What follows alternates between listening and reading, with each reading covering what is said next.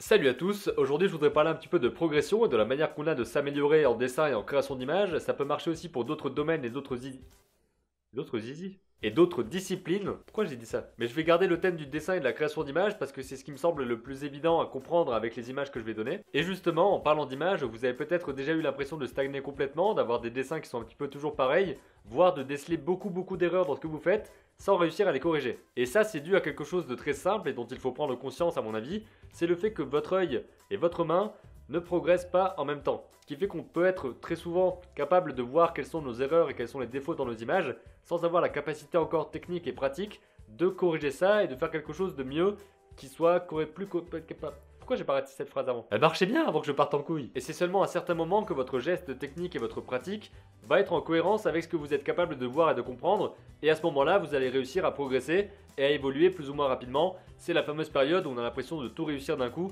et où tout se passe bien dans nos dessins. On a vraiment l'impression d'évoluer à une vitesse de malade.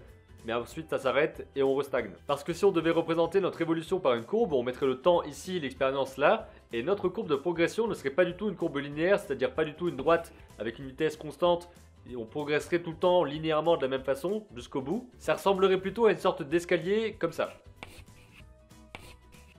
Durant les périodes de croissance, c'est le moment où notre œil est capable de voir des erreurs et que notre main est capable de les corriger correctement, ce qui fait qu'on progresse beaucoup. Et durant les périodes de plat, de stagnation, c'est la période où on dessine toujours de la même façon, on n'arrive pas à...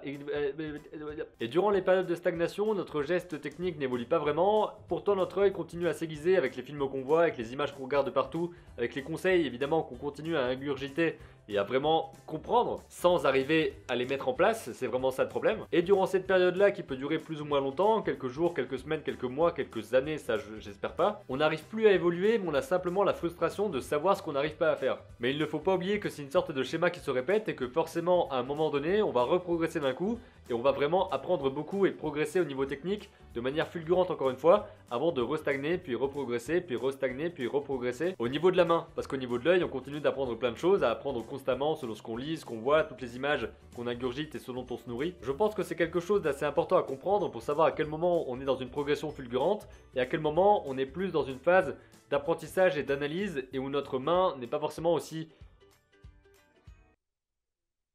progressante que dans l'étape d'évolution forte et que c'est un cycle qui se répète. Ça veut dire que dès qu'on est en stagnation, à un moment donné, on va réussir à nouveau à apprendre plein de choses d'un coup et avoir l'impression qui est vraiment super agréable de progresser beaucoup en peu de temps et de voir des progrès énormes en l'espace de quelques semaines par exemple. Voilà le petit principe simple que je voulais partager dans cette vidéo, ça peut aider lorsqu'on est un petit peu démoralisé, en ce moment je suis un petit peu dans ce cas là peut-être avec quelque chose où je me demande si tout ça vaut vraiment le coup etc. Je vais peut-être faire une vidéo là-dessus, je verrai bien, mais en tout cas, ça me semble assez important de savoir ça. N'hésitez pas à me dire dans les commentaires si ça vous aide, si ça vous permet de voir les choses différemment, d'avoir un autre point de vue sur ce que vous faites lorsque vous dessinez des images, lorsque vous comprenez certaines choses et lorsque vous avez l'impression de stagner complètement pendant longtemps. J'espère que ça a pu vous aider. Je vous dis à très bientôt pour une prochaine vidéo et d'ici là, comme d'habitude, créez vos images et racontez vos histoires.